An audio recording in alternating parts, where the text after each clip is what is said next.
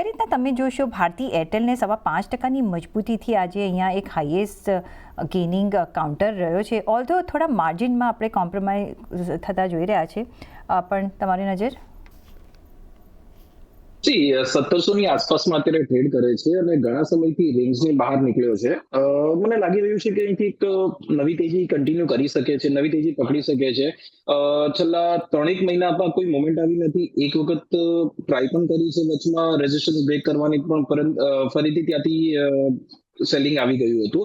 મારો વ્યૂ અહીંથી એવો બને છે કે એક વખત તમે 1640 રૂપિયાના સ્ટોપ લોસને અહીંથી લોંગ કરી શકો છો અને નિયર ફ્યુચરમાં આપણે પોસિબલ છે કે એક વખત 1810 થી લઈને 1900 રૂપિયા સુધીના લેવલ પર આપણે ટ્રેડ થતા જોઈ શકીએ છીએ. બુલિશ વ્યૂ છે મારો, બાય કરવાની સલાહ રહેશે ભારતીય એરટેલ.